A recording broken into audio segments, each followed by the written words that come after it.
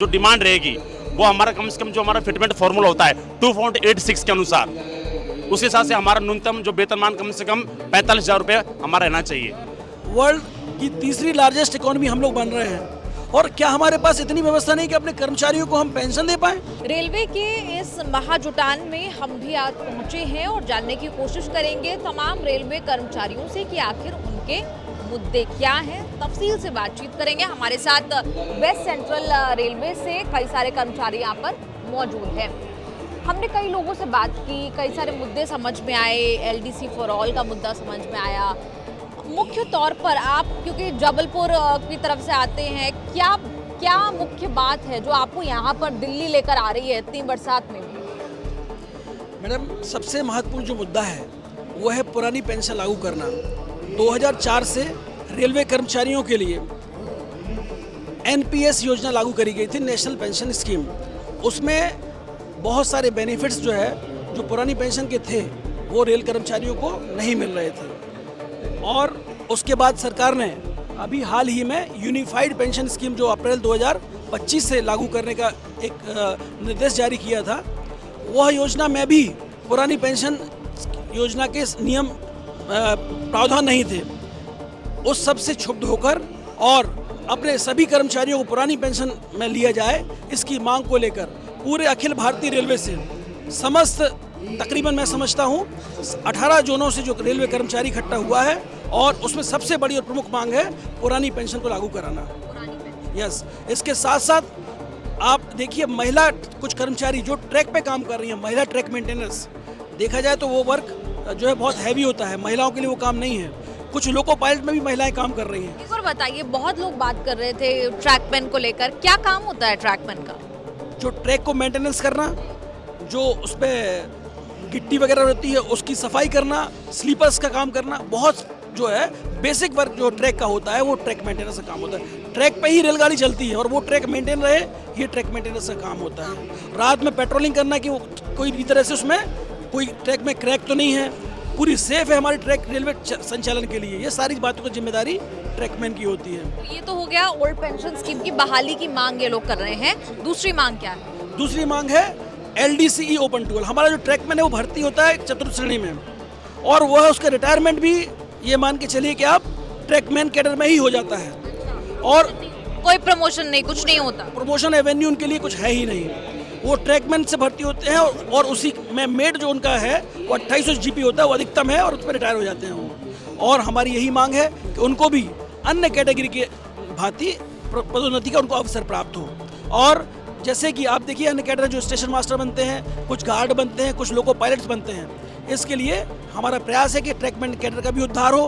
पिछले बार अभी कुछ ही जो वैकेंसी निकली थी पिछले बार, उसमें वन टाइम अपॉर्चुनिटी देते हुए हमारे ट्रैकमैनों को अवसर दिलाया गया था जबलपुर डिवीजन में, और उसमें देखिए आप 90% ट्रैक मेंटेनेंस ने सहायक लोको पायलट में अपना क्या बोलते सफलता प्राप्त की है। तो हमारा ये मांग है कि जिस प्रकार उनको एक बार मौका दिया गया है तो उन्होंने अपना अचीवमेंट करके दिखाया है, उसी प्रकार का LDC ओपन टू ऑल किया जाता है तो निश्चित तौर पर ट्रैकमैन हमारे सफलता पाएंगे, उनको पदोन्नति का अवसर मिलेगा।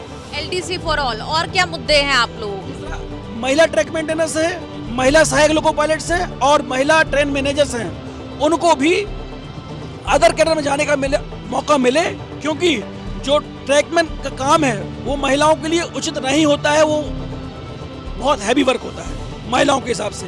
तो उस कार्य में उनको अदर कैटेगरी में अब्जॉर्ब किया जाए, ये हमारी तीसरी प्रमुख मांग है। चौथी मांग है जो हमारे रनिंग कर्मचारी होते हैं, जो हमारे लोको पायलट्स हैं, गार्ड हैं, सहायक लोको पायलट्स हैं, इनको माइलेज जो भत्ता मिलता है, जो चलाते हैं, इनको प्रति मील का भत्ता मिलता है, किलोमीटर अलाउंस कहलाता है।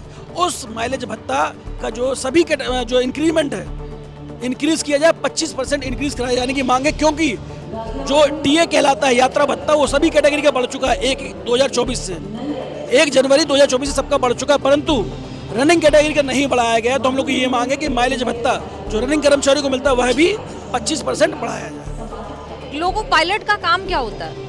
लोको पायलट काम लोको जो जितनी भी रेलगाड़ियां चल रही हैं यह लोको पायलट ही संचालित करता है। पूरी भारतीय रेल अगर जो चल रही है जीवन रेखा कहलाती है, उसका जो मेन संचालक है वह लोको पायलट ही है। तो लोको पायलट जैसे इंपॉर्टेंट पद पर जो हैं उन्हें हमें आगे उनके मोटिवेशन के लिए ध्यान रखना पड़ेगा कि उनकी जो मांगे हैं वो पूरी की जाएं। साथ ही साथ हमारे जो सिग्नल स्टाफ है, एसएनटी वाले, जो इस गाड़ी को अगर सिग्नल देते तो गाड़ी रुक जाती है, हमारे लोगों पर रोकना पड़ती है, तो उनका भी ध्यान रखना पड़ता है। तो सिग्नल स्टाफ को नाइट ड्यूटी अलाउंस मिले, उनको अगर एक्स्ट्रा काम कराए तो ओवर टाइम अलाउंस मिले।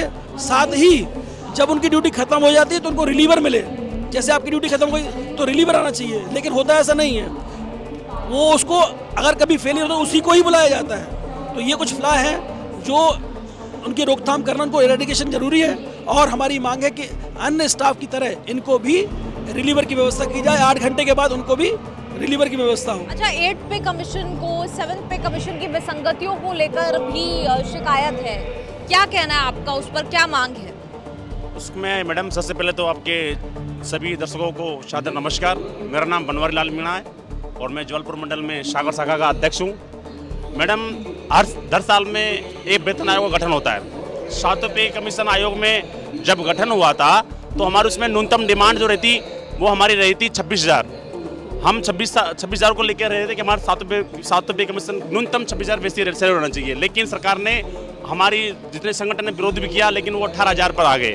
अब हमारी कम से कम जो हमारा जो डिमांड रहेगी वो हमारा कम से कम जो हमारा फिटमेंट फॉर्मूला होता है 2.86 के अनुसार, उस हिसाब से हमारा न्यूनतम जो वेतनमान कम से कम 45,000 रुपये हमारा रहना चाहिए 8 पे कमीशन के हिसाब से।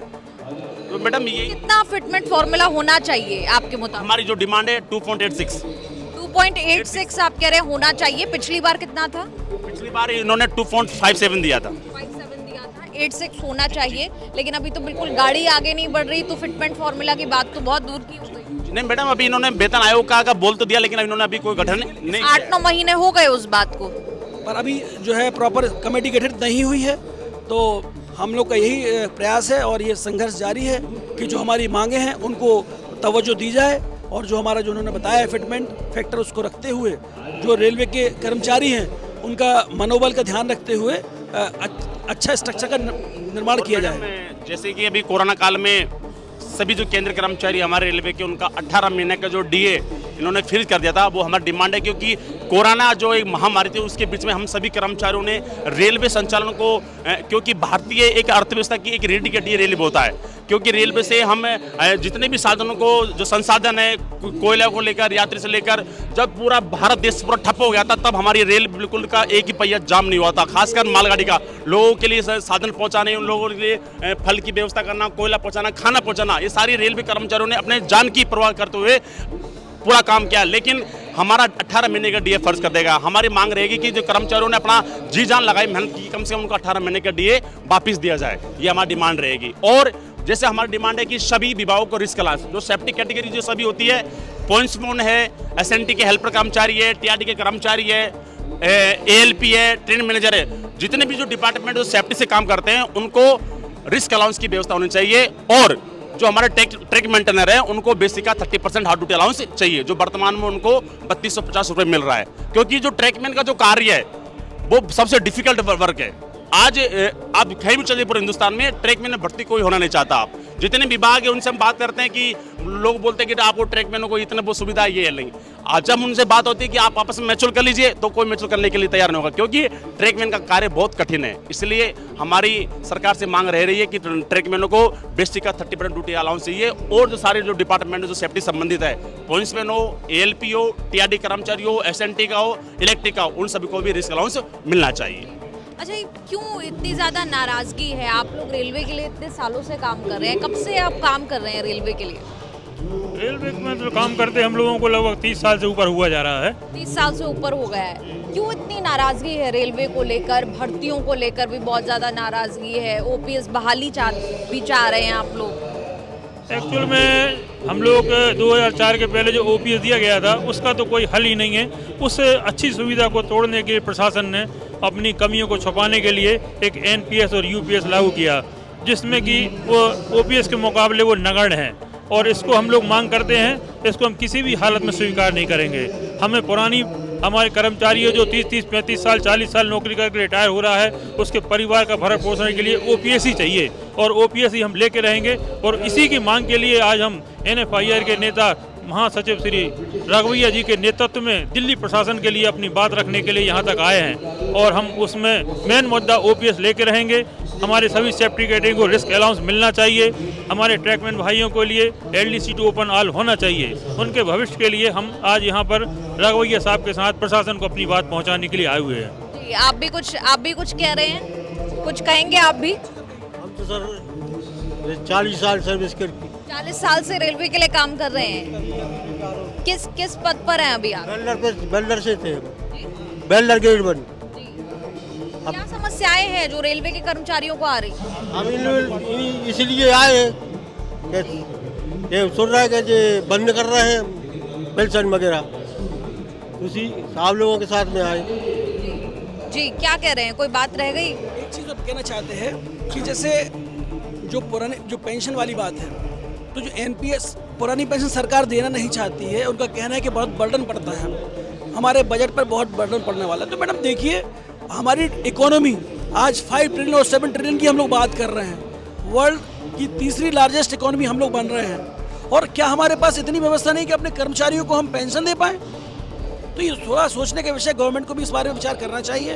तो हम डॉक्टर एम राघवैया जो हमारे जनरल सेक्रेटरी हैं NFIR के, उनके नेतृत्व में जो बताया है हमारे सभी नेतागणों ने कि पुरानी पेंशन सभी कर्मचारियों को दी जाए, जिससे उनका मनोबल भी जो है आपने बोला नाराजगी, तो नाराजगी भी मिटे और उनके भविष्य भी, सोशल सिक्योरिटी है पेंशन, वो भी सबके लिए मिले। रोजगार के विषय को लेकर क्या शिकायत है? भर्तियों को लेकर अक्सर हम सुनते हैं कि ग्रुप D की भर्तियां बढ़ाई जानी चाहिए, ये भी एक बात है। भर्तियों में भी काफ़ी जो है, अभी आपको पता हो, जानकारी शायद हो इस बारे में कि नए जो पोस्ट क्रिएशन है उस पर पूरी तरह से रोक लगी हुई है। केवल सेफ्टी कैटेगरी की ही पोस्ट क्रिएट हो रही है। उसमें भी आप देखिए, जो हमारा रनिंग स्टाफ होता है, शोषण हो रहा है, जब बहुत बुरे तरीके से जब शोषण हो रहा है। ठीक है, क्या कह रहे हैं आप? बहुत बुरा कहाँ से शोषण है। कहाँ से आए हैं आप? हम आगरा मंडल से आए हैं। बहुत बुरा शोषण हो रहा है, रेल कर्मचारियों को सुन नहीं रहा है।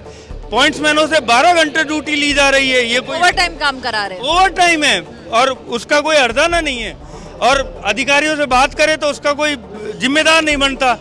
सब ये कहते हैं भाई ऊपर से ऑर्डर है, ऊपर से कहाँ से आता है ऑर्डर? यही हमारी समस्या है कि कोई सुने तो सही, हमारी बात तो सुने हमारी। 12 घंटे की बात हुई थी, 12 घंटे कर लेंगे हम, कोई बात नहीं, लेकिन उसका कुछ मिले तो सही, हमें कोई छुट्टी मिले या कोई पैसा मिले, कुछ तो बात हो। बहुत और भी कोई मुद्दा है जो आप लेकर आए हैं? और क्या? क्या मुद्दे हैं और आप? नहीं, ये 12 घंटे वाला सॉल्व करवा दो आप, हम तो खुश हैं भाई, खुश हो। ठीक है। तो कई सारे मुद्दे हैं जो लेकर यहाँ पर रेलवे के कर्मचारी आए हैं। आपका इस सारी बातचीत पर, इस विषय पर क्या कुछ कहना है? कमेंट्स में लिखकर जरूर बताएं।